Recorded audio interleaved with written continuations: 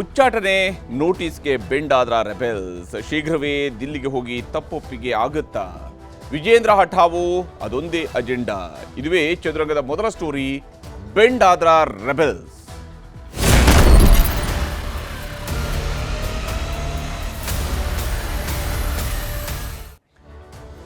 ಯತ್ನಾಳ್ ಅವ್ರನ್ನ ಉಚ್ಚಾಟನೆ ಮಾಡಲಾಗಿದೆ ಭಾರತೀಯ ಜನತಾ ಪಕ್ಷದಿಂದ 6 ವರ್ಷಗಳ ಕಾಲಕ್ಕೆ. ಆದರೆ ಯತ್ನಾಳ್ರನ್ನ ಉಚ್ಚಾಟನೆ ಮಾಡಿದರೂ ಕೂಡ BJP ನಾಯಕರು ಈಗಾಗಲೇ ತಮ್ಮದೇ ಆದಂತಹ ಧಾಟಿಯಲ್ಲಿ, ತಮ್ಮದೇ ಆದಂತಹ ಶೈಲಿಯಲ್ಲಿ ಈಗ ಹೋರಾಟವನ್ನು ಮುಂದುವರಿಸೋದಕ್ಕೆ ಮುಂದಾಗಿದ್ದಾರೆ.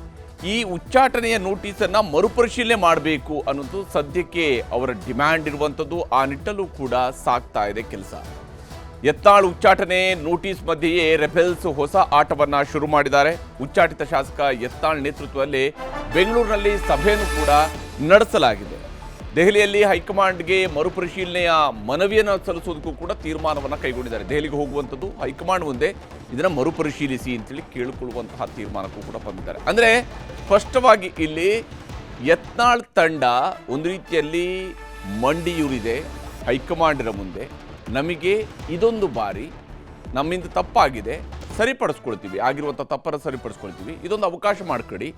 ಈ ಸಲ ಯತ್ನಾಳ್ರ ಪಾಡಿಗೆ ಅವರು ತಮ್ಮ ಕೆಲಸವನ್ನು ಮಾಡ್ತಾ ಹೋಗ್ತಾರೆ, ನಾವೆಲ್ಲರೂ ಸೇರಿ ಸಂಘಟನೆಯ ಕೆಲಸವನ್ನು ಮಾಡ್ತೀವಿ ಅನ್ನುವಂತಹ ಧಾಟಿಯಲ್ಲೂ ಕೂಡ ಮಾತನಾಡ್ತಾ ಇದ್ದಾರೆ. ಅಂದರೆ ಇವೆಲ್ಲವೂ ಕೂಡ ಸ್ಪಷ್ಟವಾಗಿ ಗೋಚರಿಸ್ತಾ ಇರುವಂಥದ್ದು. ಯತ್ನಾಳ್ರನ್ನ ಉಚ್ಚಾಟನೆ ಮಾಡಿದ ನಂತರ ರೆಬೆಲ್ಸ್ ತಂಡ ಏನು ಬಹಳ ದೊಡ್ಡ ಮಟ್ಟದಲ್ಲಿ ತಮ್ಮದೇ ಆದಂತಹ ಜೆಂಡಾ ಹಿಡ್ಕೊಂಡು ಹೋಗ್ತಾ ಇದ್ರು. ಈಗ ಅವರ ಅಜೆಂಡಾ, ಆ ಜೆಂಡಾ ಕೆಳಗಿಳಿದಿದೆ, ಅಜೆಂಡಾ ಮುನ್ನೆಲೆಗೆ ಬಂದಿದೆ. ಅಜೆಂಡಾ ಒಂದೇ ಇರುವಂಥದ್ದು, ವಿಜೇಂದ್ರ ಬದಲಾವಣೆ ಮಾಡಬೇಕು ಅನ್ನೋಂಥ ಅಜೆಂಡಾದಲ್ಲಿ ಬದಲಾವಣೆ ಇಲ್ಲ ಅಂತೇಳಿ ಮೇಲ್ನೋಟಕ್ಕೆ ಈಗಲೂ ಕೂಡ ಹೇಳ್ತಾ ಇದ್ದಾರೆ. ಆದರೆ ಅದನ್ನು ಎಷ್ಟರ ಮಟ್ಟಿಗೆ ಅವರು ಪ್ರೆಷರ್ ಮಾಡುವಂತಹ ಅವಕಾಶವನ್ನು ಉಳಿಸ್ಕೊಂಡಿದ್ದಾರೆ ಅನ್ನುವಂತಹ ಪ್ರಶ್ನೆಯೂ ಕೂಡ ಇದ್ದೇ ಇರುವಂಥದ್ದು. ಹೀಗಾಗಿನೇ ಏನೇನು ಮಾಡೋದಕ್ಕೆ ಹೊರಟಿದ್ದಾರೆ, ಇವತ್ತು ಯಾರ್ಯಾರೆಲ್ಲ ಸಭೆಯನ್ನು ಸೇರಿದ್ರು, ಏನೇನು ಮಾಡೋದಕ್ಕೆ ನಿರ್ಧಾರವನ್ನು ಕೈಗೊಂಡಿದ್ದಾರೆ ಅನ್ನೋದನ್ನು ನಿಮಗೆ ಒಂದೊಂದಾಗಿ ವಿವರಿಸುವಂತಹ ಪ್ರಯತ್ನವನ್ನು ಮಾಡ್ತೀನಿ. ಬಹಳ ಮುಖ್ಯವಾಗಿ ಇವತ್ತು ರೆಬೆಲ್ಸ್ ಕಡೆಯಿಂದ ಆಗಿರುವಂತಹ ಬೆಳವಣಿಗೆಯನ್ನು ನಾವು ನೋಡ್ತಾ ಹೋದರೆ, ವಿಶೇಷವಾಗಿ ಸೆಡ್ಡು ಹೊಡೆದಂತಹ ರೆಬೆಲ್ಸ್ ಅವರದೇ ಆದಂತಹ ಧಾಟಿಯಲ್ಲಿ ಸೆಡ್ಡು ಹೊಡೆದಂತಹ ರೆಬೆಲ್ಸ್ ಯತ್ನಾಳ್ ಉಚ್ಚಾಟನೆ ಬಳಿಕವೂ ಕೂಡ ಹೈಕಮಾಂಡ್ಗೆ ಸೆಡ್ಡು ಹೊಡೆದಿದ್ದಾರೆ.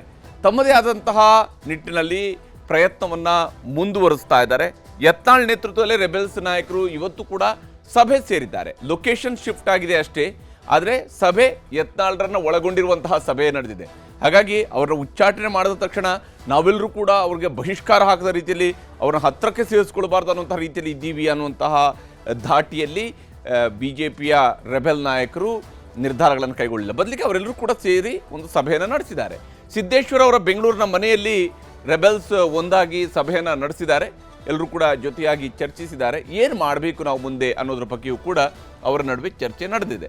ಅದರಲ್ಲಿ ಬಸನಗೌಡ ಪಾಟೀಲ್ ಯತ್ನಾಳ್ರಿದ್ರು, ಉಚ್ಚಾಟಿತ ಶಾಸಕರಾಗಿರ್ತಕ್ಕಂತಹ ಬಸನಗೌಡ ಪಾಟೀಲ್ ಯತ್ನಾಳ್ರಿದ್ರು. ಇನ್ನು GM ಸಿದ್ದೇಶ್ವರ ಇದ್ದರು, ದಾವಣಗೆರೆಯ ಮಾಜಿ ಸಂಸದರು. ಅವರ ಮನೆಯಲ್ಲಿನೇ ಸಭೆ ನಡೆದಿರುವಂಥದ್ದು. ಮಾಜಿ ಸಚಿವ ಹಾಗೂ ಹಾಲಿ ಗೋಕಾಕ್ನ ಶಾಸಕರಾಗಿರ್ತಕ್ಕಂತಹ ರಮೇಶ್ ಜಾರಕಿಹೊಳಿಯವರು ಕೂಡ ಈ ಸಭೆಯಲ್ಲಿ ಭಾಗಿಯಾಗಿದ್ದರು. ಆ ಮೂಲಕ BJPಯ ಹಾಲಿ ಶಾಸಕರ ಬೆಂಬಲ ಈಗಲೂ ಕೂಡ ಯತ್ನಾಳ್ ಅವರ ಕಡೆಗೆ ಇದೆ ಅನ್ನೋದನ್ನು ತೋರಿಸಿದ್ದಾರೆ. ಕೇವಲ ಜಾರಕಿಹೊಳಿ ಒಬ್ಬರೇ ಅಲ್ಲ, ಈಗಾಗಲೇ ಹೈಕಮಾಂಡ್ನ ನೋಟಿಸನ್ನು ಪಡ್ಕೊಂಡಿರ್ತಕ್ಕಂತಹ BP ಹರೀಶ್ ಅವರು ಕೂಡ ಇವತ್ತಿನ ಸಭೆಯಲ್ಲಿ ಭಾಗಿಯಾಗಿದ್ದರು. ಅಂದರೆ ಅವ್ರಿಗೂ ಕೂಡ ನೋಟಿಸ್ ಬಂದಿದೆ, ಆದರೆ ಅವರು ಕೂಡ ಜಾಸ್ತಿ ತಲೆ ಕೆಡಿಸ್ಕೊಂಡಿಲ್ಲ. ಯಾಕಂದರೆ ನಮ್ಮದು ನ್ಯಾಯಯುತವಾದಂಥ ಹೋರಾಟ ಅನ್ನೋದನ್ನು ತೋರಿಸುವಂತಹ ನಿಟ್ಟಲ್ಲಿ ಅವರು ಕೂಡ ಪ್ರಯತ್ನ ಮುಂದುವರಿಸಿದ್ದಾರೆ. ಮಾಜಿ ಸಚಿವರಾಗಿರುವಂತಹ ಕುಮಾರ್ ಬಂಗಾರಪ್ಪ ಅವರು ಕೂಡ ಸಭೆಯಲ್ಲಿ ಭಾಗಿಯಾಗಿದ್ದರು. ಅವರ ಮನೆಯಲ್ಲಿ ನಾರ್ಮಲ್ ಆಗಿ ಇವರ ಕೋರ್ ಕಮಿಟಿ ಮೀಟಿಂಗ್ ನಡೀತಾ ಇತ್ತು, ಆದರೆ ಕೋರ್ ಕಮಿಟಿ ಲೊಕೇಶನ್ ಮಾತ್ರ ಶಿಫ್ಟ್ ಆಗಿದೆ. ಅವರು ಕೂಡ ಭಾಗಿಯಾಗಿದ್ದರು. ಪ್ರತಾಪ್ ಸಿಂಹ ಕೂಡ ಇದ್ದರು. ಪ್ರತಾಪ್ ಸಿಂಹ ಕೂಡ ಮೊದಲ 4 ಜನ ಸೇರಿ ಈ ರೆಬೆಲ್ ಆಟವನ್ನು ಶುರು ಮಾಡಿದರು. ಅದರಲ್ಲಿ ಒಂದು ಭಾಗ ಪ್ರತಾಪ್ ಸಿಂಹ ಅವರದು. ಪ್ರತಾಪ್ ಸಿಂಹ ಅವರು ಕೂಡ ಇವತ್ತಿನ ಸಭೆಯಲ್ಲಿ ಭಾಗಿಯಾಗಿದ್ದರು. ರೆಬೆಲ್ಸ್ ಜೊತೆ ಸೇರಿದ ನಂತರ ಏನೆಲ್ಲ ಮಾತನಾಡಿದರು ಅನ್ನೋದ್ರ ಬಗ್ಗೆ ಕುಮಾರ್ ಬಂಗಾರಪ್ಪ ಅವರು ಮಾತನಾಡಿದರೆ ತೋರಿಸ್ತೀನಿ. ಸನ್ಮಾನ್ಯ ಯತ್ನಾಳ್ಜಿ ಅವರ ಇವತ್ತು ಉಚ್ಚಾಟನೆ ಏನಿದೆ, ನಾವು ವರಿಷ್ಠರಿಗೆ ಬಹಳ ವಿನಯಪೂರ್ವಕವಾಗಿ ನಾವು ವಿನಂತಿ ಮಾಡ್ಕೊಳ್ತಾ ಇದ್ದೀವಿ. ಅದನ್ನು ಮತ್ತೊಮ್ಮೆ ಪರಿಶೀಲನೆ ಮಾಡಬೇಕು. ಇದು ಅನೇಕ ಸಮುದಾಯಗಳಿಗೂ ಕೂಡ ಅದು ಕಡೆಯಿಂದನೂ ಒತ್ತಾಯ ಇದೆ. ಯಾವುದೋ ಒಂದು ಇದೊಂದು ಕೆಟ್ಟ ಗಳಿಗೆನಲ್ಲಿ ಈ ತರ ಆಗಿದೆ ಅನ್ನೋದು ನಮ್ಮ ಇದು. ಅದನ್ನ ತತ್ಕ್ಷಣ ಅದನ್ನ ವರಿಷ್ಠರ ಗಮನಕ್ಕೆ ಆದಾಗಿಯೂ ಕೂಡ ಎಲ್ಲೋ ಅಲ್ಪ ಸ್ವಲ್ಪ ನಮ್ಮಿಂದ ನಮ್ಮ ಕಾರ್ಯಕರ್ತರು ಅಂತ ಹೇಳ್ಬಿಟ್ಟು ಸಣ್ಣ ಕಾರ್ಯಕರ್ತರು ನಮಗೆ ತಪ್ಪಾಗಿದೆ ಅನ್ನೋದಾದ್ರೆ ಅದನ್ನು ತಿದ್ಕೊಂಡು ಹೋಗೋದಕ್ಕೂ ಕೂಡ ನಾವೆಲ್ಲರೂ ತಯಾರಿದ್ದೀವಿ ಅಂತಕ್ಕಂಥ ಮಾತನ್ನು ಕೂಡ ಎಲ್ಲರೂ ಕೂಡ ನಾವು ಅದನ್ನ ಗ್ರಹಿಸಿದ್ದೀವಿ. ಪಕ್ಷ ಏನು ಆದೇಶ ಕೊಡ್ತದೆ, ಯಾವ ನಿಟ್ಟಿನಲ್ಲಿ ನಮ್ಮನ್ನು ಮಾರ್ಗದರ್ಶನ ಮಾಡ್ತದೆ, ಅದನ್ನ ಜೊತೆಗೆ ತಗೊಂಡು ಹೋಗ್ತಕ್ಕಂಥದ್ದನ್ನ ಬಹಳ ತೀಕ್ಷ್ಣವಾಗಿ ನಾವು ತಗೊಂಡಿದ್ದೀವಿ. ನಮ್ಮ ನಿಟ್ಟಿನಲ್ಲಿ ನಾವು ಇಂಡಿವಿಜುವಲ್ ಆಗೂ ಮಾಡ್ತೀವಿ, ಎಲ್ಲರೂ ಕೂಡ ಒಟ್ಟಿಗೂ ಮಾಡ್ತೀವಿ, ಖುದ್ದಾಗಿ ಹೋಗಿ ವಿನಂತಿ ಮಾಡ್ಕೊಳ್ತೀವಿ. ಇಲ್ಲ ಎಲ್ಲರೂ ಬನ್ನಿ ನೀವು ಒಂದ್ಸರಿ ಕೂತು ಮಾತಾಡೋಣ ಅಂದ್ರೆ ಅದಕ್ಕೂ ಕೂಡ ನಾವೆಲ್ಲರೂ ಸಜ್ಜಾಗಿದ್ದೀವಿ, ಮಾತಾಡ್ತೀವಿ. ಇವಾಗ ಅಂತಿಮವಾಗಿ ರಾಷ್ಟ್ರಾಧ್ಯಕ್ಷರ ಚಿಂತನೆಗಳು ಹತ್ರ ಇದ್ದಾವೆ. ಐ ಥಿಂಕ್ ಈ ಯುಗಾದಿ ಹಬ್ಬದಿಂದ ಎಲ್ಲವೂ ಕೂಡ ಬದಲಾವಣೆಗಳು ಆಗ್ತವೆ, ಮಾಡ್ತಾರೆ ಅಂತಕ್ಕಂಥ ಸುದ್ದಿಗಳಿದ್ದಾವೆ. ಮಾಡಲೇಬೇಕಾಗಿರ್ತಕ್ಕಂಥ ಆಂತರಿಕವಾಗಿರ್ತಕ್ಕಂಥ ಪ್ರಜಾಪ್ರಭುತ್ವವನ್ನು ಬಿಜೆಪಿ ಪಕ್ಷ ಎತ್ತಿ ಹಿಡಿದಿದೆ, ಎತ್ತಿ ಹಿಡಿತಕ್ಕಂಥ ಕೆಲಸ ಮಾಡುತ್ತೆ. ಅದಾದ ತಕ್ಷಣವೇ ಕರ್ನಾಟಕ ರಾಜ್ಯ ಇರ್ಬೋದು ಅಥವಾ ರಾಷ್ಟ್ರದ ಅನೇಕ ರಾಜ್ಯಗಳಿರ್ತಕ್ಕಂಥ ಸಮಸ್ಯೆ ಇದ್ಬೋದು ಎಲ್ಲದನ್ನೂ ಕೂಡ ಬಗೆಹರಿಸ್ತಾರೆ ಅಂತಕ್ಕಂಥ ವರಿಷ್ಠರು ಗಮನ ಹರಿಸ್ತಾರೆ. 100ಕ್ಕೆ 100 ನಮಗೆ ನ್ಯಾಯ ಒದಗಿಸ್ಕೊಡ್ತಾರೆ ಅಂತಕ್ಕಂಥ ವಿಶ್ವಾಸ ನಮಗೆ. ಅಂದರೆ ಇವರು ಒಂದು ಕಡೆಯಲ್ಲಿ ಅಡಿಗೆ ಬಿದ್ದರೂ ಮೀಸೆ ಮಣ್ಣಾಗಿಲ್ಲ, ಜಟ್ಟಿ ನೆಲಕ್ಕೆ ಬಿದ್ದರೂ ಕೂಡ ಮೀಸೆ ಮಣ್ಣಾಗಿಲ್ಲ ಅನ್ನುವಂಥ ದಾಟಿಯಲ್ಲಿನೇ ಇವರ ಮಾತುಗಳಿದ್ದಾವೆ. ಒಂದು ಕಡೆಯಲ್ಲಿ ನೆಲಕ್ಕೆ ಬಿದ್ದಂಗೆ ಕೂಡ ಮಾಡ್ತಾರೆ, ಮತ್ತೊಂದು ಕಡೆಯಲ್ಲಿ ಮೀಸೆ ಮಣ್ಣಾಗಿಲ್ಲ ಅಂತ ಕೂಡ ಹೇಳ್ತಾರೆ. ಯಾಕಂದರೆ ಒಂದು ಕಡೆಯಲ್ಲಿ ನಾವು ತಪ್ಪಾಗಿದ್ರೆ ತಿದ್ಕೊಳ್ತೀವಿ ಅಂತ ಹೇಳ್ತಾರೆ, ಮತ್ತೊಂದು ಕಡೆಯಲ್ಲಿ ವಿಜೇಂದ್ರ ಬದಲಾವಣೆ ಆಗಬೇಕು ಅನ್ನುವಂತಹ ವಿಚಾರದಲ್ಲಿ ನಮಗೆ ನ್ಯಾಯ ಸಿಗುತ್ತೆ ಅನ್ನುವಂತಹ ವಿಶ್ವಾಸವನ್ನು ಕೂಡ ಇಟ್ಕೊಂಡಿದ್ದಾರೆ.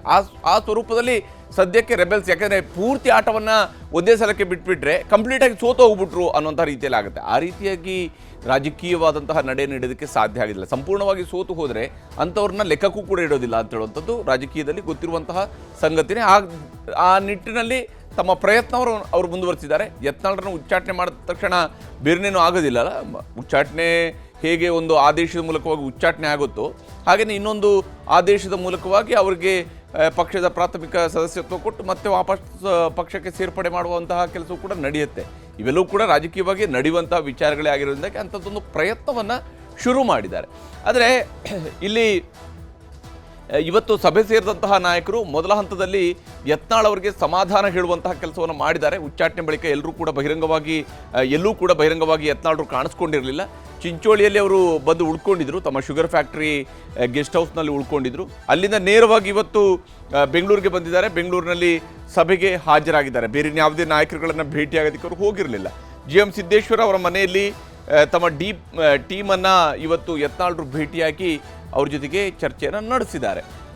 ಸಹಜವಾಗಿಯೇ ಯತ್ನಾಳರನ್ನ ಪಕ್ಷದಿಂದ ಉಚ್ಚಾಟನೆ ಮಾಡಿದಾಗ ಯಾವುದೇ ನಾಯಕನಿಗೆ ಆಗಿರ್ಬೋದು, ಅವರೆಷ್ಟೇ ರೆಬೆಲ್ ನೇಚರನ್ನು ಹೊಂದಿದ್ರೂ ಕೂಡ ತನ್ನ ಪಕ್ಷ ತನ್ನನ್ನು ಪಕ್ಷದಿಂದ ಹೊರಗಡೆ ಹಾಕಿದೆ ಅಂತ ಹೇಳುವಂಥದ್ದಿಲ್ಲ. ಅದು ದೊಡ್ಡ ಅವಮಾನದ ವಿಚಾರನೆ. ಅದೇನು ಬಹಳ ದೊಡ್ಡ ಮೆಡಲ್ ಅಲ್ಲ, ಅದು ಅವಮಾನದ ವಿಚಾರಣೆ. ಅದು ಅವ್ರಿಗೊಂದು ರೀತಿಯಿಂದ ಮುಖಭಂಗ ಆಗುತ್ತೆ. ಆ ಕಾರಣಕ್ಕಾಗಿ ಅವರ ಟೀಮ್ ಸದಸ್ಯರು ಸಮಾಧಾನ ಮಾಡುವಂತಹ ಕೆಲಸವನ್ನು ಕೂಡ ಮಾಡಿದ್ದಾರೆ. ನೀವು ಜಾಸ್ತಿ ತಲೆ ಕೆಡಿಸ್ಕೋಬೇಡಿ, ನಾವೆಲ್ಲರೂ ಕೂಡ ನಿಮ್ಮ ಜೊತೆಗೆ ಇದ್ದೀವಿ, ಹೆದರಬೇಡಿ, ನೀವು ಕುಗ್ಗುವಂಥ ಅವಶ್ಯಕತೆ ಇಲ್ಲ, ನಾವು ನಿಮ್ಮ ಜೊತೆಗೆ ಇದ್ದೀವಿ, ನಿಮ್ಮ ನಾಯಕತ್ವದ ಬಗ್ಗೆ ನಮಗೆ ವಿಶ್ವಾಸ ಇದೆ, ನಮ್ಮೊಳಗೆ ನೀವು ಕೂಡ ಒಬ್ಬರು ಅನ್ನುವಂತಹ ವಿಶ್ವಾಸದ ಮಾತುಗಳನ್ನು ಯತ್ನಾಳರಿಗೆ ಉಳಿದವರು ಕೂಡ ಹೇಳಿದ್ದಾರೆ ಅನ್ನುವಂತಹ ಮಾಹಿತಿ ಇದೆ. ಆ ಸಮಾಧಾನವನ್ನು ನಾಯಕರೆಲ್ಲರೂ ಕೂಡ ಸೇರಿ ಹೇಳಿದ್ದಾರೆ ಅಂಥೇಳಿ. ಇಷ್ಟೆಲ್ಲ ಆದ ಮೇಲೆ ಏನೋ ಸಮಾಧಾನ ಹೇಳ್ಬೋದು ಅಥವಾ ನಿಮ್ಮ ಜೊತೆಗೆ ನಾವಿದ್ದೀವಿ ಅಂತ ಹೇಳ್ಬೋದು. ಆದರೆ ಮುಂದಿನ ಹಾದಿ ಅಷ್ಟು ಸುಗಮವಾಗಿಲ್ಲಲ್ಲ. ಸಮಾಧಾನ ಹೇಳಿದವ್ರಿಗೆ ಇವ್ರನ್ನೇನು ಹೆಗಲ ಮೇಲೆ ಕೈ ಹಾಕೊಂಡು ಜೊತೆಯಲ್ಲಿ ನಡ್ಕೊಂಡು ಹೋಗೋದಕ್ಕೆ ಆಗೋದಿಲ್ಲ ಇವಾಗ, ಯಾಕೆಂದರೆ ಅವ್ರನ್ನ ಪಕ್ಷದಿಂದ ಹೊರಗಡೆ ಹಾಕಲಾಗಿದೆ. ಇದು ಬಹಳ ಕ್ರೂಷಿಯಲ್ ಆಗಿರ್ತಕ್ಕಂಥ ವಿಚಾರ. ಈ ಕಾರಣಕ್ಕಾಗಿಯೇ ಯತ್ನಾಳ್ ಬೆಂಬಲಕ್ಕೆ ನಿಲ್ಲೋದಕ್ಕೆ ಅವರು ತೀರ್ಮಾನವನ್ನು ಕೈಗೊಂಡಿದ್ದಾರೆ. ರೆಬೆಲ್ಸ್ ಎಲ್ಲರೂ ಕೂಡ ನಾವು ಯತ್ನಾಳ್ರ ಜೊತೆಗೆ ಇದ್ದೇವೆ ಅನ್ನೋದನ್ನು ತೋರಿಸ್ಕೊಳ್ಬೇಕು ಅನ್ನೋಂತಹ ತೀರ್ಮಾನಕ್ಕೆ ಬಂದಿದ್ದಾರೆ.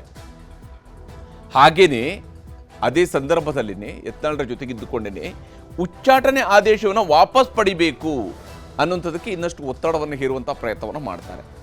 ಉಚ್ಚಾಟನೆಯನ್ನು ವಾಪಸ್ ಪಡಿಬೇಕು, ಅವ್ರನ್ನ ಉಚ್ಚಾಟನೆ ಮಾಡಬಾರ್ದು ಅಂತ ಹೇಳಿ ಮತ್ತೆ ವರಿಷ್ಠರ ಜೊತೆಗೆ ಸಮಾಲೋಚನೆ ನಡೆಸಬೇಕು, ವರಿಷ್ಠರನ್ನ ಭೇಟಿಯಾಗಬೇಕು, ಸಮಾಲೋಚನೆ ನಡೆಸಬೇಕು. ಕೆಟ್ಟ ಗಳಿಗೆಯಲ್ಲಿ ಆದಂತಹ ತೀರ್ಮಾನ, ಈಗ ಅವರನ್ನು ಹೊರಗಡೆ ಹಾಕಿರ್ತಕ್ಕಂಥದ್ದು ಕೂಡ ಕೆಟ್ಟ ಗಳಿಗೆಯ ತೀರ್ಮಾನ, ಅಥವಾ ಅಂಥದ್ದೊಂದು ಸನ್ನಿವೇಶ ಕ್ರಿಯೇಟ್ ಏನಾಗಿದೆ ಅದು ಕೂಡ ಕೆಟ್ಟ ಗಳಿಗೆಯ ತೀರ್ಮಾನಗಳೇ ಆಗಿರ್ಬೋದು. ತಪ್ಪು ನಮ್ಮ ಕಡೆಯಿಂದಲೂ ಆಗಿರ್ಬೋದು, ನಿಮ್ಮ ಕಡೆಯಿಂದಲೂ ಕೂಡ ಆಗಿರ್ಬೋದು. ಈ ಕೆಟ್ಟಗಳಿಗೆ ತೀರ್ಮಾನಕ್ಕೆ ನೀವು ಹೆಚ್ಚು ಆಸ್ಪದ ಕೊಡಬೇಡಿ. ಯತ್ನಾಳರು ಒಬ್ಬ ಹಿರಿಯ ನಾಯಕ, ಪಕ್ಷದ ಸಂಘಟಕ, ಅಷ್ಟೇ ಅಲ್ಲದೆ ಪಾಪ್ಯುಲರ್ ಲೀಡರ್, ಜನಪ್ರಿಯ ನಾಯಕ, ಉತ್ತರ ಕರ್ನಾಟಕ ಭಾಗದಲ್ಲಿ ತನ್ನದೇ ಆದಂತಹ ವರ್ಚಸ್ಸನ್ನು ಹೊಂದಿರತಕ್ಕಂತಹ ನಾಯಕ, ತಳಮಟ್ಟದಿಂದ ಬಂದಂಥವರು, ನೇರ ನಡೆ ನುಡಿ, ಪ್ರಾಮಾಣಿಕರು, ಇವೆಲ್ಲವೂ ಕೂಡ ಅವ್ರಿಗಿರುವಂತಹ ಬ್ಯಾಡ್ಜ್ಗಳು, ಯಾರಿಗೆ ಯತ್ನಾಳರಿಗಿರುವಂತಹ ಬ್ಯಾಡ್ಜ್ಗಳು ಇವೆಲ್ಲ. ಹಾಗೆಯೇ ಹಿಂದೂ ಹುಲಿ ಅಂತ ಕರೆಸ್ಕೊಳ್ಳುವಂಥ ಇವೆಲ್ಲವೂ ಕೂಡ. ಆದರೆ ನಮ್ಮಿಂದ ತಪ್ಪಾಗಿದೆ, ಮಾತುಗಳಿಂದಾಗಿ ತಪ್ಪಾಗಿದೆ, ತಿದ್ಕೊಂಡು ಹೋಗ್ತೀವಿ ಅಂತೇಳಿ. ತಾವೇನೇನು ತಪ್ಪುಗಳನ್ನು ಮಾಡಿದ್ದೀವಿ ಅದನ್ನು ತಿದ್ಕೊಂಡು ಹೋಗ್ತೀವಿ. ಆದರೆ ಯಥಾಪ್ರಕಾರವಾಗಿ ನಮ್ಮ ಡಿಮ್ಯಾಂಡ್ ಏನಿತ್ತು, ಅಧ್ಯಕ್ಷರನ್ನ ಬದಲಾವಣೆ ಮಾಡಬೇಕು ಅಂತೇಳಿ, ಅದನ್ನು ನೀವು ಪರಿಶೀಲನೆ ಮಾಡಬೇಕು ಅಂತ. ನಮ್ಮನ್ನು ಉಚ್ಚಾಟನೆ ಮಾಡೋದು ಆಗಾಯಿತು, ಈಗ ವಾಪಸ್ ಮತ್ತೆ ಪಕ್ಷಕ್ಕೆ ಸೇರಿಸ್ಕೊಳ್ಬೇಕು, ಆದರೆ ಅಧ್ಯಕ್ಷರ ಬದಲಾವಣೆ ಮಾಡಬೇಕು ಅನ್ನೋಂಥ ನಿಟ್ಟಲ್ಲಿ ಎಲ್ಲರೂ ಹೋಗಿ ಹೈಕಮಾಂಡ್ ನಾಯಕರನ್ನ ಭೇಟಿ ಆಗಬೇಕು ಅನ್ನೋಂಥ ತೀರ್ಮಾನಕ್ಕೆ ಬಂದಿದ್ದಾರೆ. ಆದರೆ ಪಕ್ಷ ಸಂಘಟನೆಗಾಗಿ ನಾವೆಲ್ಲರೂ ಜೊತೆ ಸೇರಿ ಹೋರಾಟವನ್ನು ಮಾಡ್ತೇವೆ, ನಾವೆಲ್ಲರೂ ಕೂಡ ಪಕ್ಷ ಸಂಘಟನೆಯನ್ನು ಕೆಲಸವನ್ನು ಮಾಡ್ತೀವಿ ಅಂತೇಳಿ. ನಮ್ಮೆಲ್ಲರ ಹಿಂದಿನ ಹೋರಾಟ ಮುಂದುವರಿಯುತ್ತೆ ಅಂತೇಳಿ. ನಾವು ಹಿಂದೆ ಏನು ವಕ್ಫ್ ಹೋರಾಟವನ್ನು ಕೈಗೆತ್ಕೊಂಡಿದ್ವಿ ಅಥವಾ ಬೇರೆ ಯಾವ್ಯಾವ ವಿಚಾರಗಳನ್ನು ಕೈಗೆತ್ಕೊಂಡಿದ್ವೋ ಅಂಥ ಹೋರಾಟಗಳನ್ನ ನಾವು ಮುಂದುವರಿಸ್ತೀವಿ. ಯತ್ನಾಳ್ ವಾಪಸ್ ಕರೆಯೋದಕ್ಕೆ ನಾವು ಸಾಮೂಹಿಕವಾಗಿ ಪ್ರಯತ್ನಿಸಬೇಕು ಅನ್ನುವಂತಹ ನಿಟ್ಟಲ್ಲೂ ಕೂಡ ಇವತ್ತು ಚರ್ಚೆಯನ್ನು ನಡೆಸಲಾಗಿದೆ. ಆದರೆ ವಿಜಯೇಂದ್ರ ಬದಲಾವಣೆ ಆಗಬೇಕು ಅನ್ನುವಂತಹ ಅಜೆಂಡಾವನ್ನು ಅಷ್ಟು ಬೇಗನೆ ಅವರು ಕೆಳಗಿಳಿಸೋದಕ್ಕೆ ತಯಾರಿಲ್ಲ. ಯಾಕಂದರೆ ಆಗಲೇ ನಾನು ಹೇಳ್ದಂಗೆ ರಾಜಕೀಯದಲ್ಲಿ ಒಂದು ಪಟ್ಟು ಇರಲೇಬೇಕು. ನಾವು ಇದನ್ನು ಮಾಡೋದಕ್ಕೆ ಹೊರಟಿದ್ದೀವಿ, ಇದು ನಮ್ಮದು ಈಡೇರಬೇಕು ಅನ್ನುವಂತಹ ನಿಟ್ಟಲ್ಲಿ ಪಟ್ಟು ಇದೆಯಲ್ಲ, ಅದನ್ನು ಏಕಾಏಕಿ ಸಡಿಲಿಸಿದರೆ ಆಗ ಸಹಜವಾಗಿಯೇ ಅದರಿಂದ ಹೊಡೆತವನ್ನು ಅನುಭವಿಸಬೇಕಾಗುತ್ತೆ ರಾಜಕೀಯವಾಗಿ ಅಂತೇಳಿ. ಎಲ್ಲ ಕಾರಣಕ್ಕಾಗಿಯೇ ಅವರು ತಮ್ಮ ಪಟ್ಟನ್ನು ಸಡಿಲಿಸದೇ ಮುಂದುವರಿಯೋದಕ್ಕೆ ಬೇಕಾದ ತೀರ್ಮಾನವನ್ನು ಕೈಗೊಂಡಿದ್ದಾರೆ. ಈ ವಿಚಾರಕ್ಕೆ ಸಂಬಂಧಪಟ್ಟಂತೆ ಆರ್ ಅಶೋಕ್ ಅವರು ಕೂಡ ಮಾತನಾಡಿದ್ದಾರೆ. ಇವತ್ತು ಬಿಜೆಪಿ ನಾಯಕರುಗಳು ಏನೇನು ಹೇಳ್ತಾ ಇದ್ದಾರೆ ಯತ್ನಾಳರ ಅರ್ಜಿಯ ಮರುಪರಿಶೀಲನೆಯ ವಿಚಾರಕ್ಕೆ ಸಂಬಂಧಪಟ್ಟಂತೆ, ಅಂದರೆ ಉಚ್ಚಾಟನೆ ಮಾಡಿರ್ತಕ್ಕಂಥದ್ದನ್ನು ಮರುಪರಿಶೀಲನೆ ಮಾಡಬೇಕು ಅನ್ನೋ ನಿಟ್ಟಲ್ಲಿ ಬಿಜೆಪಿ ನಾಯಕರು ಏನೇನು ಮಾತನಾಡ್ತಿದ್ದಾರೆ ಅನ್ನೋದನ್ನು ನಿಮಗೆ ತೋರಿಸ್ತೀನಿ. ಇದೆಲ್ಲನೂ ಕೂಡ ಕೇಂದ್ರದ ನಾಯಕರು ಗಮನಿಸ್ತಾ ಇದ್ದಾರೆ. ಅವರು ಈ ಆ್ಯಕ್ಷನ್ ಎಲ್ಲ ಆದಮೇಲೆ ಕೇಂದ್ರದ ನಾಯಕರು ಕೂಡ ಗಮನಿಸ್ತಾ ಇದ್ದಾರೆ. ನೋಡೋಣ, ನನಗೆ ಇನ್ನೂ ಗೊತ್ತಿಲ್ಲ ಸಭೆ ಮಾಡ್ತಾ ಇರೋದ್ರ ಬಗ್ಗೆ, ನನಗೇನು ಮಾಹಿತಿ ಬಂದಿಲ್ಲ. ನೋಡೋಣ. ನೋಡಿ, ಅದರ ಬಗ್ಗೆ ಪಾರ್ಟಿ ನಿರ್ಧಾರ ಮಾಡಿದೆ, ನಮ್ಮ ರಾಷ್ಟ್ರೀಯ ಅಧ್ಯಕ್ಷರು ನಿರ್ಧಾರ ಮಾಡಿದ್ದಾರೆ. ಆ ನಿರ್ಧಾರದಂತೆ ನಾವೆಲ್ಲರೂ ಕೂಡ ಕೆಲಸ ಅದರ ಬಗ್ಗೆ ನಮ್ಮ ರಾಜ್ಯ ಅಧ್ಯಕ್ಷರು, ನಮ್ಮ ರಾಜ್ಯದ ಪ್ರಮುಖ ನಾಯಕರು ಮಾತಾಡ್ತಾರೆ. ಇಡೀ ದೇಶದ ರಾಷ್ಟ್ರೀಯ ಅಧ್ಯಕ್ಷರು ಏನು ತೀರ್ಮಾನವನ್ನು ತೆಗೆದುಕೊಂಡಿದ್ದಾರೆ ಆ ಪ್ರಕಾರವಾಗಿ ಕಾರ್ಯಕರ್ತರಾಗಿರುವಂಥ ನಾವೆಲ್ಲರೂ ಕೂಡ ಕೆಲಸವನ್ನು ಮಾಡ್ತಾರೆ. ಶ್ರೀರಾಮುಲು ಅವರು ಪತ್ರಿಕಾಗೋಷ್ಠಿಯನ್ನು ಮಾಡಿದ್ದಾರೆ. ಬೇರೆಯವರು ಕೂಡ ಮತ್ತೊಮ್ಮೆ ಪರಿಶೀಲನೆ ಮಾಡಬೇಕು ಅಂತ ಹೇಳಿದ್ದಾರೆ. ಇವೆಲ್ಲವನ್ನು ಕೂಡ ಗಮನದಲ್ಲಿಟ್ಟುಕೊಂಡು ನಮ್ಮ ರಾಷ್ಟ್ರೀಯ ಅಧ್ಯಕ್ಷರು ತೀರ್ಮಾನವನ್ನು ತೆಗೆದುಕೊಳ್ತಾರೆ. ಈಗ ಮರುಪರಿಶೀಲನೆ ಅರ್ಜಿ ಹಾಕುವಂಥವ್ರು ಮುಂಚೆನೇ ಈ ವಿಚಾರದಲ್ಲಿ ತೀರ್ಮಾನಗಳನ್ನು ಹೇಳ್ಬೋದಾಗಿತ್ತು. ಇಲ್ಲ, ನಾವು ಇದನ್ನೆಲ್ಲ ಕೈ ಬಿಟ್ಟಿದ್ದೀವಿ, ಈ ಹೋರಾಟವನ್ನು ನಿಲ್ಲಿಸ್ತೀವಿ, ಇವು ಯಾವ್ದಾರ ಮಾಡ್ಬೋದಾಗಿತ್ತು. ಈಗ ಒಮ್ಮೆ ಉಚ್ಚಾಟನೆ ಮಾಡಿ ಮಾರನೇ ದಿವಸನೇ ವಾಪಸ್ ತೆಗೆದುಕೊಳ್ಳೋದಿದ್ರೆ ಈ ಉಚ್ಚಾಟನೆ ಅನ್ನುವಂಥದ್ದಕ್ಕೆ ಏನಾದರೂ ಬೆಲೆ ಇದೆಯಾ, ಅದಕ್ಕೇನಾದ್ರೂ ಅರ್ಥ ಇದೆಯಾ ಅನ್ನುವಂಥ ಪ್ರಶ್ನೆ ಮೂಡುವಂಥದ್ದು ಸರ್ವೇ ಸಾಮಾನ್ಯ, ಸಹಜ. ಯಾಕಂದರೆ ಒಂದು ರಾಷ್ಟ್ರೀಯ ಪಕ್ಷ ಉಚ್ಚಾಟನೆ ಅನ್ನುವಂಥ ಅಸ್ತ್ರವನ್ನು ಏಕಾಏಕಿ ಬಳಕೆ ಮಾಡೋದಿಲ್ಲ. ಯತ್ನಾಳರ ಪ್ರಕರಣದಲ್ಲಿ, ಈ ಬಾರಿ ಅವರ ಉಚ್ಚಾಟನೆಯ ಪ್ರಕರಣದಲ್ಲಿ ನಾವು ಗಮನಿಸಬೇಕಾಗಿರುವಂಥದ್ದು, ಕನಿಷ್ಠ 5 ವರ್ಷಗಳ ಕಾಲ ಇಲ್ಲಿ ಬೆಳವಣಿಗೆಗಳು ನಡೆದಿದೆ. 5 ವರ್ಷಗಳ ಕಾಲ, ಒಂದೆರಡು ದಿವಸದ ಬೆಳವಣಿಗೆ ಅಲ್ಲ, 5 ವರ್ಷಗಳ ಕಾಲದ ಬೆಳವಣಿಗೆ ಇದೆ. 5 ವರ್ಷಗಳ ಅವಧಿಯಲ್ಲಿ ಅವರು ಆಡಿರ್ತಕ್ಕಂತಹ ಮಾತುಗಳ ವಿಚಾರ ಇದೆ. ಏಕಾಏಕಿಯಾಗಿ ಇವತ್ತು ಮಾತನಾಡಿದ್ರು ಅಂತೇಳಿ ನಾಳೆ ಉಚ್ಚಾಟನೆ ಮಾಡುವಂಥ ಕೆಲಸ ಮಾಡಿಲ್ಲ. 5 ವರ್ಷಗಳ ನಂತರವೂ ಕೂಡ ಉಚ್ಚಾಟನೆ ಮಾಡಿದಾಗ ಈಗ ಮರುಪರಿಶೀಲನೆ ಮಾಡಿ ಅಂತ ಕೇಳ್ತಾ ಇದ್ದಾರೆ. ಇದರ ನಡುವೆ ಯತ್ನಾಳರ ಮುಂದಿನ ನಡೆ ಏನು ಅನ್ನುವಂಥ ಪ್ರಶ್ನೆ ಇದ್ದೇ ಇದೆ. ಪಕ್ಷದಲ್ಲಿ ಇದ್ದುಕೊಂಡೇ ಪರ್ಯಾಯ ಪಾಲಿಟಿಕ್ಸನ್ನು ಮಾಡಬೇಕು. ಯಾಕಂದರೆ ಅವ್ರನ್ನ ಈಗಲೂ ಪಕ್ಷದಲ್ಲಿ ಉಳಿಸ್ಕೊಂಡ್ರೂ ಕೂಡ ಅವರು ಪರ್ಯಾಯ ಪಾಲಿಟಿಕ್ಸ್ ಮಾಡುವಂಥವ್ರೆ, ಅದರಲ್ಲಿ ಯಾವುದೇ ಅನುಮಾನಗಳು ಇಲ್ಲ. ಹಿಂದುತ್ವವನ್ನೇ ಅಸ್ತ್ರ ಮಾಡಿಕೊಂಡು ಹೋರಾಟವನ್ನು ಮಾಡಬೇಕು. ಹಿಂದುತ್ವ ಅನ್ನುವಂಥ ಅಸ್ತ್ರವನ್ನು ಇತ್ತೀಚಿನ ದಿವಸಗಳಲ್ಲಿ ಬಿ ಜೆ ಪಿಯಲ್ಲಿ ದೊಡ್ಡ ಮಟ್ಟದಲ್ಲಿ ಅದನ್ನು ಬಹಳ ಬಹಿರಂಗವಾಗಿ ಬಳಕೆ ಮಾಡ್ತಕ್ಕಂತಹ ನಾಯಕರಲ್ಲಿ ಮುಂಚೂಣಿಯಲ್ಲಿದ್ದರೆ ಅದು ಯತ್ನಾಳ್ರೆ, ನಿಸ್ಸಂಶಯವಾಗಿ ಅದು ಯತ್ನಾಳ್ರೆ ಇರುವಂಥದ್ದು. ಹಿಂದುತ್ವದ ಧ್ವನಿ ಅಡಗಿಸ್ತಾ ಇದ್ದಾರೆ ಅನ್ನುವಂತಹ ಸಿಂಪತಿ ಅಸ್ತ್ರವನ್ನು ಕೂಡ ಪ್ರಯೋಗ ಮಾಡ್ಕೋಬಹುದು. ನಮ್ಮ ಪಕ್ಷದೊಳಗಿದ್ದವರು ಅಡಗಿಸ್ತಾ ಇದ್ದಾರೆ, ಎದುರಾಳಿಗಳು ಅಡಗಿಸುವಂತಹ ಪ್ರಯತ್ನವನ್ನು ಮಾಡ್ತಿದ್ದಾರೆ ಅನ್ನುವಂತಹ ಸಿಂಪತಿಯನ್ನು ಗಿಟ್ಟಿಸ್ಕೊಳ್ಳುವಂತಹ ಪ್ರಯತ್ನವನ್ನು ಮಾಡ್ಬೋದು. ಉತ್ತರ ಕರ್ನಾಟಕ ಭಾಗದಲ್ಲಿ ಪ್ರಬಲವಾಗಿ ಬೆಳೆಯುವಂತಹ ಅವಕಾಶ ಯತ್ನಾಳ್ರಿಗೆ ಇದ್ದೇ ಇದೆ. ಯಾಕಂದರೆ 2009ರಲ್ಲಿ ಉಚ್ಚಾಟನೆಗೊಂಡಂತಹ ಯತ್ನಾಳ್ರಾಗಿರ್ಬೋದು, 2016ರಲ್ಲಿ ಉಚ್ಚಾಟನೆಗೊಂಡಂತಹ ಯತ್ನಾಳ್ರಾಗಿರ್ಬೋದು, ಆಗಿನ ಯತ್ನಾಳರಿಗೂ ಈಗಿನ ಯತ್ನಾಳರಿಗೂ ಬಹಳಷ್ಟು ಬದಲಾವಣೆಗಳಾಗಿದ್ದಾವೆ. ಯಾಕಂದರೆ ಕೃಷ್ಣಾ ನದಿಯಲ್ಲಿ ಹೇಗೆ ಬಹಳಷ್ಟು ನೀರು ಹರಿದು ಹೋಗಿದೆಯೋ ಅದೇ ಸ್ವರೂಪದಲ್ಲಿ ಕೃಷ್ಣಾ ನದಿ ನೀರನ್ನು ಕುಡಿದಿರ್ತಕ್ಕಂಥ ಯತ್ನಾಳರ ನಾಯಕತ್ವದಲ್ಲೂ ಕೂಡ ಬಹಳಷ್ಟು ಬದಲಾವಣೆಗಳು ಆಗಿದ್ದಾವೆ. ದೆಹಲಿ ಸೂತ್ರಧಾರರ ಸೂಚನೆಯಂತೆ ಸದ್ಯಕ್ಕೆ ಅವರು ಸೈಲೆಂಟ್ ಇರಬಹುದು.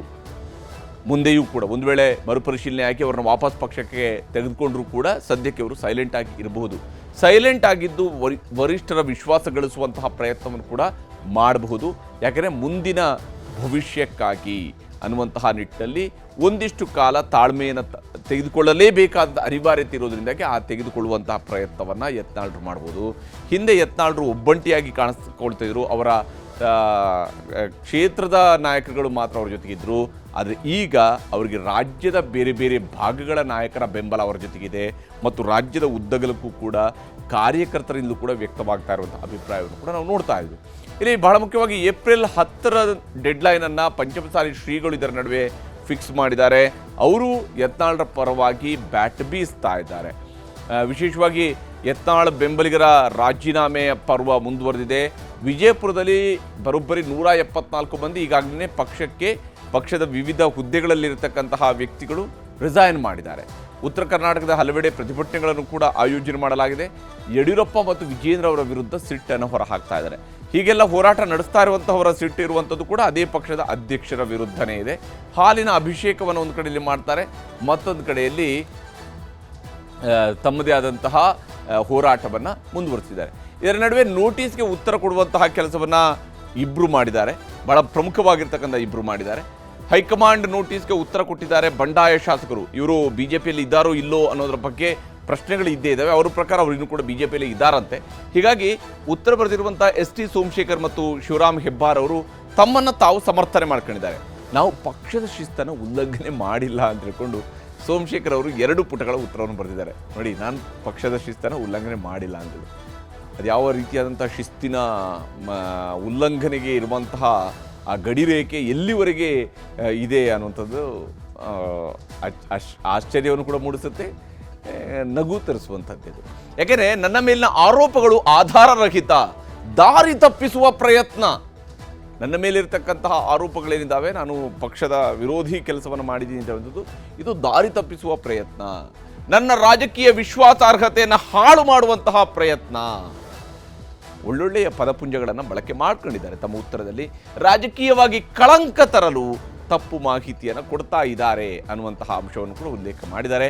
ಯಾವುದೇ ಪಕ್ಷ ವಿರೋಧಿ ಚಟುವಟಿಕೆಯನ್ನು ಮಾಡಿಲ್ಲ ಅನ್ನುವಂತಹ ಅಂಶವನ್ನು ಸೋಮಶೇಖರ್ ಅವರು ಹೇಳ್ಕೊಂಡಿದ್ದಾರೆ. ಅಂದರೆ ಉತ್ತರವನ್ನು ಕೊಡುವಾಗ ಆಪಾದನೆಯನ್ನು ಎಲ್ಲರೂ ಕೂಡ ಒಪ್ಪಿಕೊಂಡ್ರೆ ಆಪಾದನೆಗೆ ಕೂಡ ಶೋಭೆ ತರೋದಿಲ್ಲಲ್ಲ. ಹಾಗಾಗಿ ಆಪಾದನೆಯನ್ನು ಒಪ್ಪಿಕೊಳ್ಳೋದಕ್ಕೆ ಯಾರು ತಯಾರಿರೋದಿಲ್ಲ. ಆಪಾದನೆಗೆ ರಿಟರ್ನ್ ಆಗಿರತಕ್ಕಂಥ ಉತ್ತರವನ್ನು ಕೊಟ್ಟಿದ್ದಾರೆ. ಇನ್ನು ಕಾಂಗ್ರೆಸ್ ಕಾರ್ಯಕ್ರಮದಲ್ಲಿ ನಾನು ಭಾಗಿಯಾಗಿಲ್ಲ ಅಂತೇಳಿ ಹೆಬ್ಬಾರ್ ಹೇಳ್ಕೊಂಡಿದ್ದಾರೆ. ಹೆಬ್ಬಾರ್ ಅವರ ಪ್ರಕಾರ ಅವರು ಕೂಡ ಪಕ್ಷ ವಿರೋಧಿ ಕೆಲಸ ಮಾಡಿಲ್ಲ. ಹೈಕಮಾಂಡ್ ನೋಟಿಸ್ಗೆ ಉತ್ತರ ಕೊಟ್ಟಿರುವಂತಹ ಬಂಡಾಯ ಶಾಸಕರು ತಮ್ಮದೇ ಆದಂತಹ ಅಭಿಪ್ರಾಯಗಳನ್ನು ತಮ್ಮ ಉತ್ತರದಲ್ಲಿ ದಾಖಲಿಸಿದ್ದಾರೆ. ಆದರೆ ಇವರು ಹೀಗೆ ಉತ್ತರವನ್ನು ಕೊಡ್ತಾ ಇದ್ದರೆ ಮೇಲ್ಮನೆ ವಿರೋಧ ಪಕ್ಷ ನಾಯಕರಾಗಿರ್ತಕ್ಕಂತಹ ಛಲವಾದಿ ನಾರಾಯಣಸ್ವಾಮಿಯವರು ನಂತರ ಮುಂದಿನ ವಿಕೆಟ್ಗಳು ಇವುಗಳದ್ದೇ ಅನ್ನುವಂತಹ ರೀತಿಯಲ್ಲಿ ಮಾತನಾಡಿದ್ದಾರೆ. ಯತ್ನಾಳ್ ಅವರು ನನಗೆ ಬಹಳ ಬೇಕಾದವರು, ಬಹಳ ಆತ್ಮೀಯರು ನನಗೆ ಅವರು.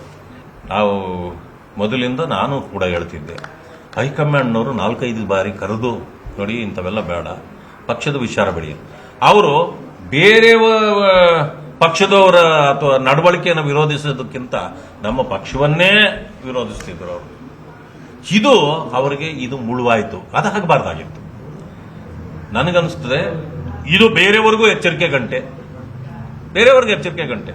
ಯತ್ನಾಳ್ ಅವರಿಗೆ ಬಹಳ ಅವಕಾಶಗಳು ಕೊಟ್ಟರು, ಅದನ್ನ ತಿದ್ಕೊಳ್ಬೇಕಾಗಿತ್ತು ಅವರು. ನಾವು ಪಕ್ಷದ ತೀರ್ಮಾನವನ್ನು ಒಪ್ಪಬೇಕು.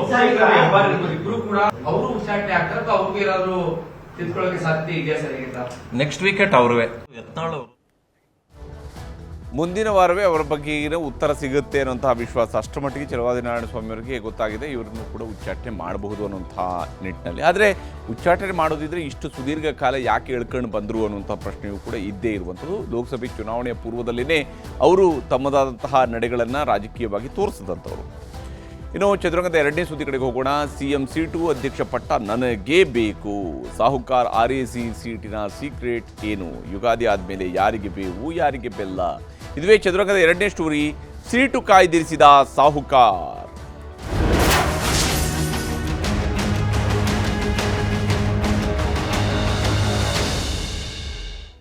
ಸತೀಶ್ ಜಾರಕಿಹೊಳಿ ಅವರು ತಮ್ಮ ರಾಜಕೀಯದ ಗುರಿಯನ್ನು ಮುಟ್ಟುವಂತಹ ನಿಟ್ಟಿನಲ್ಲಿ, ತಾವು ಅಂದುಕೊಂಡಿರ್ತಕ್ಕಂಥ ಉದ್ದೇಶವನ್ನು ಸಾಧಿಸಬೇಕು ಅನ್ನುವಂತಹ ನಿಟ್ಟಿನಲ್ಲಿ ನಿರಂತರವಾದಂತಹ ಪ್ರಯತ್ನವನ್ನು ಮುಂದುವರಿಸಿದ್ದಾರೆ. ಹೇಗೆ ಆ ಕಡೆಯಲ್ಲಿ DK ಶಿವಕುಮಾರ್ ಅವರು ಮರಳಿ ಯತ್ನವ ಮಾಡು ಅನ್ನುವಂಥದ್ದು, ಪ್ರಯತ್ನ ನನ್ನದು ಫಲ ಆಮೇಲೆದ್ದು ಅನ್ನುವಂತಹ ನಿಟ್ಟಿನಲ್ಲಿ ಅವರೇನು ಹೇಳ್ತಾರಲ್ಲ, ಪ್ರಯತ್ನ ವಿಫಲವಾಗಬಹುದು, ಪ್ರಾರ್ಥನೆ ವಿಫಲ ಆಗುವುದಿಲ್ಲ ಅಂತೇಳಿ ಹೇಳ್ತಿರ್ತಾರಲ್ಲ. ಆದರೆ ಸತೀಶ್ ಜಾರಕಿಹೊಳಿ ಅವ್ರದ್ದು ನಡೆಯೂ ಕೂಡ ಬಹುತೇಕ ಅದೇ ರೀತಿಯಲ್ಲಿ ಮರಳಿ ಯತ್ನವ ಮಾಡು ಅನ್ನುವಂಥ ರೀತಿಯಲ್ಲಿ ಅವರು ತಮ್ಮ ಪ್ರಯತ್ನವನ್ನು ಮುಂದುವರಿಸ್ತಾ ಇದ್ದಾರೆ. ಅವರು ಹೇಳಿದ್ದಾರೆ ಸೀಟು RAC ಆಗಿದೆ, ಅಂದರೆ ಟ್ರೈನಲ್ಲಿ ಓಡಾಡುವಾಗ RAC ಆಗುತ್ತಲ್ಲ ಹಾಗೆ RAC ಆಗಿದೆ, ಪೂರ್ತಿಯಾಗಿ ಸೀಟು ಕನ್ಫರ್ಮ್ ಆಗಬೇಕು ಅಂತೇಳಿದರೆ ನಾನು ಇಲ್ಲೇ ಇದ್ಕೊಳ್ಬೇಕು, ನಾನು ಬೇರೆ ಯಾವ ಕಡೆಗೆ ಬೇರೆ ಇನ್ಯಾರ ಕಡೆಗೆ ಯಾಕೆ ಹೋಗಬೇಕು ಅನ್ನೋಂಥ ಧಾಟಿನ ಅವರು ಮಾತನಾಡ್ತಾ ಇದ್ದಾರೆ. ದಿಲ್ಲಿ ಪ್ರವಾಸ, ಮೂರು ಮೀಟಿಂಗ್, ಸತೀಶ್ ಅವರ ನಡೆಯೇ ನಿಗೂಢವಾಗಿ ಉಳಿದಿರುವಂಥದ್ದು. ಮೂರು ಮೀಟಿಂಗನ್ನು ಮಾಡಿದ್ದಾರೆ ಅವರಲ್ಲಿ. ಭಾಳ ನಿಗೂಢವಾದಂತಹ ನಡೆಯನ್ನು ಈ ಬಾರಿ ಸತೀಶ್ ಜಾರಕಿಹೊಳಿ ಅವರು ಇಟ್ಟಿದ್ದಾರೆ. ಸೀಟು ಕಾಯ್ದಿರಿಸಿಕೊಂಡಿದ್ದಾರೆ ಸತೀಶ್ ಜಾರಕಿಹೊಳಿ ಅವರು. ಅವ್ರಿಗೆ ರಿಸರ್ವೇಷನ್ ಅಗೇನ್ಸ್ಟ್ ಕ್ಯಾನ್ಸಲೇಷನ್ ಅನ್ನುವಂಥ ರೀತಿಯಲ್ಲಿ, ಅಂದರೆ ರಿಸರ್ವೇಷನ್ ಕೂಡ ಆಗುತ್ತೆ, ಕ್ಯಾನ್ಸಲೇಷನ್ ಆಪ್ಷನ್ ಕೂಡ ಇದ್ದೇ ಇರುತ್ತೆ RAC ಅಂತ ಹೇಳಿದಾಗ. ಸದ್ಯಕ್ಕೆ ಸತೀಶ್ ಜಾರಕಿಹೊಳಿ ಅವರು ಯಾವಾಗ ಈ ಸೀಟಲ್ಲಿ ಕೂರ್ತಾರೆ ಅಂತ ಹೇಳುವಂಥದ್ದು ಬಹಳ ಮುಖ್ಯವಾಗಿರುವಂಥ ಪ್ರಶ್ನೆ. KPCC ಪಟ್ಟದ ಮೇಲೂ ಅವ್ರಿಗೆ ಆಸೆ ಇದೆ. ಆ KPCC ಪಟ್ಟದ ಮೂಲಕವಾಗಿ CM ಕುರ್ಚಿಯನ್ನು ಹತ್ತಿಕೊಳ್ಬಹುದು ಅನ್ನುವಂತಹದ್ದು ಕೂಡ ಅವರ ದೂರದೃಷ್ಟಿ. ಅವರು ಏಕಾಏಕಿ ಬಂದು CM ಕುರ್ಚಿ ಮೇಲೆ ಕೂತ್ಕೊಳ್ಬೇಕು ನಾಳೆ ಬೆಳಿಗ್ಗೆನೇ ಅನ್ನುವಂತಹ ದಾಟಿಯಲ್ಲಿ ಅವರು ಯೋಚನೆ ಮಾಡ್ತಾ ಇಲ್ಲ. ನನ್ನ ಶ್ರಮದೊಂದಿಗೆ ನಾನು ಅಲ್ಲಿ ಬಂದು ಕೂರಬೇಕು ಅಂತೇಳಿ, ಅಂದರೆ ಪಕ್ಷ ಸಂಘಟನೆಯ ಶ್ರಮವನ್ನು ಮಾಡಿ KPCC ಅಧ್ಯಕ್ಷನಾಗಿದ್ದುಕೊಂಡು ನಂತರ ಮುಖ್ಯಮಂತ್ರಿ ಕುರ್ಚಿಯಲ್ಲಿ ಬಂದು ಕೂರಬಹುದು ಅನ್ನುವಂತಹ ದೂರದೃಷ್ಟಿಯನ್ನು ಇಟ್ಟುಕೊಂಡು ಸಾಹುಕಾರು ಕಣ್ಣಿಟ್ಟಿದ್ದಾರೆ. ಯಾವ ಸ್ವರೂಪದಲ್ಲಿ ಹಾಗಾದರೆ ಏನೇನು ವಿಚಾರಗಳಿದ್ದಾವೆ? ಸಾಹುಕಾರ್ ಅವರ ಬಹಳಷ್ಟು ನಡೆಗಳು ನಿಗೂಢವಾಗಿಯೇ ಇರುವಂಥದ್ದು. ಸಾಹುಕಾರರು ಏನು ಮಾಡ್ತಾ ಇದ್ದಾರೆ ಅನ್ನೋಂಥ ನೋಡ್ತಾ ಹೋದರೆ ಸಸ್ಪೆನ್ಸ್ ಆಗಿರ್ತಕ್ಕಂಥ ಅವರ ನಡೆ ಮುಖ್ಯವಾಗಿ ಗೋಚರಿಸುತ್ತೆ. ದೆಹಲಿ ಪ್ರವಾಸ ಮುಗಿಸಿ ಬಂದಂತಹ ಸಾಹುಕಾರ್ ಎಲ್ಲದಕ್ಕೂ ಕೂಡ ಒಂದಿಷ್ಟು ಸ್ಪಷ್ಟನೆ ಕೊಡುವಂತಹ ಕೆಲಸವನ್ನು ಮಾಡಿದರು. ಆದರೆ ಸ್ಪಷ್ಟನೆ ಕೊಡ್ತಾನೆ ಒಂದೊಂದು ಮಾತಿನಲ್ಲೂ ಕೂಡ ಹೊಸ ಸಂದೇಶಗಳನ್ನು ರವಾನಿಸುವಂತಹ ಪ್ರಯತ್ನವನ್ನು ಸಾಹುಕಾರರು ಮಾಡಿದ್ದಾರೆ. ಸತೀಶ್ ಅವರು ದೇವೇಗೌಡರು ಹಾಗೆಯೇ ಕುಮಾರಸ್ವಾಮಿ ಅವ್ರನ್ನ ಭೇಟಿ ಮಾಡಿದ್ದು ಕೂಡ ಸರ್ಕಾರಿ ಕೆಲಸಕ್ಕಾಗಿ, ನಾನು ಯಾವುದೇ ವೈಯಕ್ತಿಕ ಕೆಲಸಕ್ಕಾಗಿ ಅಲ್ಲ ಅವ್ರನ್ನ ಭೇಟಿಯಾಗಿದ್ದು, ಸರ್ಕಾರಿ ಕೆಲಸಕ್ಕಾಗಿ ನಾನು ಅವ್ರನ್ನ ಭೇಟಿಯಾಗಿದ್ದೀನಿ. ಉತ್ತರ ಕರ್ನಾಟಕದಲ್ಲಿ ಕೈಗಾರಿಕೆ ಸ್ಥಾಪನೆಗೆ ಒತ್ತು ಕೊಡಿ ಅಂತ ಮನವಿಯನ್ನು ಮಾಡ್ಕೊಂಡಿದ್ದೀನಿ. ಉತ್ತರ ಕರ್ನಾಟಕದಲ್ಲಿ ಕೈಗಾರಿಕೆಗಳ ಸ್ಥಾಪನೆಗೆ ನನಗೆ ಒತ್ತು ಕೊಡಿ, ಅದಕ್ಕೆ ಬೇಕಾಗಿರುವಂಥ ಅವಕಾಶವನ್ನು ಕೊಡಿ ಅಂತ ಹೇಳುವಂಥದ್ದು ಅವರು ಕೇಳಿದಾರಂತೆ. ಅವರೇನು ಕೈಗಾರಿಕಾ ಸಚಿವರಲ್ಲ, ಹಾಗೆಂದೇಳಿ ಅವರು ಕೇಳಬಾರ್ದು ಅಂತೇಳಿಲ್ಲ. ಒಬ್ಬ ಪ್ರಭಾವಿ ನಾಯಕನಾಗಿ, ಹಿರಿಯ ನಾಯಕನಾಗಿದ್ದುಕೊಂಡು ಕೇಳೋ ಅವಕಾಶ ಅವ್ರಿಗೆ ಇದ್ದೇ ಇರುತ್ತೆ, ಕೇಳಬಹುದು. ಬೆಳಗಾವಿಗೆ ಒಂದು ಯೋಜನೆ ಕೊಡಿ ಅಂತ ಕೇಳಿದಕ್ಕೆ ಅವರು ಬೆಳಗಾವಿ ಉಸ್ತುವಾರಿ ಸಚಿವರಿದ್ದಾರೆ, ಹಾಗಾಗಿ ಅವರು ಕೇಳಿರಬಹುದು. ಮಲ್ಲಿಕಾರ್ಜುನ ಖರ್ಗೆ, KC ವೇಣುಗೋಪಾಲ್, ರಣದೀಪ್ ಸುರ್ಜೇವಾಲಾ ಪಕ್ಷದ ನಾಯಕರುಗಳು, ಕಾಂಗ್ರೆಸ್ನ ನಾಯಕರುಗಳು ಇವ್ರನ್ನೂ ಕೂಡ ಭೇಟಿಯಾಗಿದ್ದಾರೆ. AICC ಅಧ್ಯಕ್ಷರು ಮತ್ತು ಇಬ್ಬರು ಪ್ರಧಾನ ಕಾರ್ಯದರ್ಶಿಗಳನ್ನು. ಕಾಂಗ್ರೆಸ್ ಪಕ್ಷದಲ್ಲಿನ ಇತ್ತೀಚಿನ ಬೆಳವಣಿಗೆಗಳ ಬಗ್ಗೆ ಸಮಾಲೋಚನೆಯನ್ನು ನಡೆಸಿದ್ದಾರೆ. ಕರ್ನಾಟಕದಲ್ಲಿ ಕಾಂಗ್ರೆಸ್ನಲ್ಲಿ ಏನೇನು ಆಗ್ತಾ ಇದೆ, ಮುಖತಃ ಭೇಟಿ ಕೊಟ್ಟು ವಿವರಣೆಯನ್ನು ಕೊಟ್ಟಿದ್ದಾರೆ. KPCC ಅಧ್ಯಕ್ಷಗಿರಿ ಬಹಳ ಮುಖ್ಯವಾಗಿರ್ತಕ್ಕಂಥ ಸಬ್ಜೆಕ್ಟ್, ಅದರ ಸುತ್ತಲೂ ಕೂಡ ನಡೀತಾ ಇರುವಂತಹ ಚರ್ಚೆಗಳಿಗೆ ಸಂಬಂಧಿಸಿರುವಂತಹ ಅಂಶಗಳ ಬಗ್ಗೆ. ಇನ್ನು ಹನಿ ಟ್ರ್ಯಾಪ್ ಪಾಲಿಟಿಕ್ಸ್ ಕರ್ನಾಟಕದಲ್ಲಿ ಏನು ನಡೀತಿದೆ ಅಂತೇಳಿ, ಕರ್ನಾಟಕದ ರಾಜಕಾರಣಕ್ಕೆ ಮಸಿ ಬಳಿಯುವಂಥದ್ದಲ್ಲ, ಅದರಿಂದ ಆಚೆಗೆ ಅದನ್ನು ಮಸಿಯಲ್ಲಿ ಮುಳುಗಿಸುವಂತಹ ಕೆಲಸವನ್ನು ಹೇಗೆ ಮಾಡಲಾಗ್ತಾ ಇದೆ ಹನಿ ಟ್ರ್ಯಾಪ್ ಪ್ರಕರಣದ ಮೂಲಕವಾಗಿ. ಇನ್ನು ಜಿಲ್ಲಾ ಪಂಚಾಯತ್ ಮತ್ತು ತಾಲೂಕು ಪಂಚಾಯತ್ ಚುನಾವಣೆಗಳಿಗೆ ಪಕ್ಷ ಹೇಗೆ ತಯಾರಾಗಿದೆ, ಸರ್ಕಾರ ಹೇಗೆ ತಯಾರಾಗಿದೆ, ಯಾವ ಸ್ವರೂಪದಲ್ಲಿ ನಾವು ಗೆಲ್ಲೋದಕ್ಕೆ ಸಾಧ್ಯ ಇದೆ ಅನ್ನುವಂಥದ್ದು, ಈ ವಿಚಾರಗಳನ್ನು ಮುಂದಿಟ್ಟುಕೊಂಡು ಪಕ್ಷದ ವರಿಷ್ಠ ನಾಯಕರುಗಳನ್ನು ಚರ್ಚಿಸಿದ್ದಾರಂತೆ. ಆದರೆ ಇದೇ ಸಂದರ್ಭದಲ್ಲಿ ಅವರು ತಮ್ಮ ಸೀಟನ್ನು ಕಾಯ್ದಿರಿಸಿದ್ದಾರೆ, ರಿಸರ್ವೇಷನ್ನಲ್ಲಿ ಇಟ್ಟಿದ್ದಾರೆ. ಅವರು ನಾನು ಕಾಂಗ್ರೆಸ್ನಲ್ಲಿ ಅಧ್ಯಕ್ಷ ಆಗಬೇಕು, CM ಆಗಬೇಕು, ಎರಡೂ ಕೂಡ ಕಾಂಗ್ರೆಸ್ನಲ್ಲೇ ಆಗಬೇಕು ಅಂತ, ಅಧ್ಯಕ್ಷನೂ ಆಗಬೇಕು, CM ಆಗಬೇಕು, ಕಾಂಗ್ರೆಸ್ನಲ್ಲೇ ಆಗಬೇಕು. ಅದಕ್ಕಾಗಿ ನಾನು ಇಲ್ಲೇ ಕಾಯ್ತೀನಿ, ಎಲ್ಲೂ ಹೊರಗೆ ಹೋಗೋದಿಲ್ಲ, ಬೇರೆ ಕಡೆಗೆ ಹೋಗಬೇಕಾದ ಅವಶ್ಯಕತೆ ನನಗಿಲ್ಲ, ನಾನು ಇಲ್ಲೇ ಇದ್ಕೊಂಡು ಕಾಯ್ತೀನಿ ಅಂತ ಹೇಳಿ. ನಾನು ವೆಯ್ಟಿಂಗ್ ಲಿಸ್ಟ್ನಲ್ಲಿದ್ದೀನಿ, ಸದ್ಯ RACಯಲ್ಲಿದ್ದೀವಿ ಅಂತೇಳಿ. ವೇಟಿಂಗ್ ಲಿಸ್ಟ್ನಲ್ಲಿ ಇದ್ದೀನಿ ನಾನು, ಸದ್ಯ RAC ಆಗಿದೆ, ಆದರೆ ಸಂಪೂರ್ಣವಾಗಿ ಅದು ನಮಗೆ ಸಿಗಬೇಕು ಅಂತ ಹೇಳಿದರೆ ನಮ್ಮ ಬಸ್ ತುಂಬಿದೆ, ಇನ್ನು JDSನವರು ಸಹಾಯ ಯಾಕೆ ಬೇಕು? ಯಾಕಂದರೆ JDSನವರು ಕಾಯ್ದು ಕುಳಿತಿದ್ದಾರೆ. ಆಲ್ರೆಡಿ GT ದೇವೇಗೌಡರು ಅಂತ ಅವ್ರು ಹೇಳ್ತಿರುವಂಥ ಮಾತುಗಳನ್ನು ನೋಡಿದ್ವಿ. ಬಂದರೂ ಬರ್ಬೋದು, ಅವ್ರು ಮುಖ್ಯಮಂತ್ರಿ ಆದರೆ ನಮ್ಮ ಬೆಂಬಲ ಕೇಳಿರ್ಬೋದು ಅಂತೇಳಿ. ಯಾವ ಕಾರಣಕ್ಕೆ ಅವರು ಮುಖ್ಯಮಂತ್ರಿ ಆಗೋದಕ್ಕೆ JDS ಬೆಂಬಲ ಕೇಳಬೇಕೋ ಗೊತ್ತಿಲ್ಲ. ಆದರೆ ನಾನು ಎಲ್ಲಿಗೆ ಹೋಗುವುದಾದರೂ ಮುಚ್ಚುಮರೆ ಮಾಡಿಲ್ಲ. ನಾನು ಯಾರನ್ನೇ ಭೇಟಿಯಾಗಿದ್ರು ಕೂಡ ಮುಚ್ಚುಮರೆ ಮಾಡಿಲ್ಲ. ಹೋಗಿದ್ದೀನಿ, ಭೇಟಿಯಾಗಿದ್ದೀನಿ, ಫೋಟೋಗಳು ಕೂಡ ಇದ್ದಾವೆ. ಸತ್ಯ ಅದು, ಭೇಟಿಯಾಗಿರೋದು. ಶಾಸಕರ ಬೆಂಬಲ ಕೋರೋದಕ್ಕೆ ಹೋಗಿ ಫೋಟೋ ಹೊಡೆಸ್ಕೊಳ್ಬೇಕಾ? ಅಂದರೆ ಒಂದು ವೇಳೆ ನಿಜಕ್ಕೂ ನಾನು JDSನ ಶಾಸಕರ ಬೆಂಬಲವನ್ನು ಕೇಳೋದಕ್ಕೆ ಹೋದರೆ ಅಲ್ಲೋಗಿ ಫೋಟೋ ಹೊಡೆಸ್ಕೊಳ್ಳೋದಕ್ಕೆ ಸಾಧ್ಯನಾ ಅಂಥೇಳಿ. ಭೂತಯ್ಯನ ಮಗ ಅಯ್ಯು ಚಿತ್ರದಲ್ಲಿನ ಊಟದ ದೃಶ್ಯ ನಮ್ಮದಲ್ಲ ಅಂತ ಹೇಳ್ಕೊಂಡು ಅವರು ಉತ್ತರವನ್ನು ಕೊಟ್ಟಿದ್ದಾರೆ ಇಂತಹ ಟೀಕೆಗಳಿಗೆ. ಭೂತಯ್ಯನ ಮಗ ಅಯ್ಯು ಚಿತ್ರದಲ್ಲಿ ಹೇಗೆ ಊಟಕ್ಕೆ ಬಂದಾಗ ತಲೆ ಮೇಲೆ ಟವಲ್ ಹಾಕ್ಕೊಂಡು ಬಂದು ಮುಸ್ಕು ಹಾಕ್ಕೊಂಡು ಬಂದು ಊಟ ಮಾಡಿದ ಹಾಗೆ ನಾನೆಲ್ಲೂ ಕೂಡ ಹೋಗಿಲ್ಲ ಅಂಥೇಳಿ ಸತೀಶ್ ಜಾರಕಿಹೊಳಿ ಅವರು ಹೇಳ್ಕೊಂಡಿದ್ದಾರೆ. ಈ ಮೂಲಕ ನಮ್ಮದೇನಿದ್ರು ಕೂಡ ನೇರವಾದಂತಹ ನಡೆ ಅನ್ನುವಂತಹ ಧಾಟಿಯಲ್ಲಿ ಅವರು ಮಾತನಾಡಿದ್ದಾರೆ. ಸತೀಶ್ ಅವರ ಮಾತುಗಳನ್ನು ನಿಮಗೆ ತೋರಿಸ್ತೀನಿ. ಇಲ್ಲೇ ಆಗಬೇಕು, ಮುಖ್ಯಮಂತ್ರಿ ಇಲ್ಲೇ ಆಗಬೇಕು, ಅದು ಬೇರೆ ಪ್ರಶ್ನೆ ಬರೋದು. ಹಿಂಗಾಗಿ ಬೇರೆ ಅವ್ರ ಸಪೋರ್ಟ್ ಕೇಳೋದ ಇಲ್ಲೇ ವೇಟಿಂಗ್ನಾಗ ಲಿಸ್ಟ್ನಾಗ ಅದೀವಿ, ವೇಟಿಂಗ್ನಾಗ ಕಾಯ್ತಾ ಇದೀವಿ. ವೇಟಿಂಗ್ ಈಗ ರೈಲ್ವೆದಾಗ RAC ಅಂತ ಕೊಡ್ತಲ್ಲ, ಈಗೇನಾರ ಹಂಗೆ ಅದು RAC ಅಲ್ಲಿ ಇದೀವಿ, ಏನ್ ಹೇಳಕ್ ಬರೋಲ್ಲ. RACದಾಗ 140 ಮಂದಿ ನಮ್ದೇ ಇಷ್ಟು ಫುಲ್ ಇದೆ ಗಾಡಿ.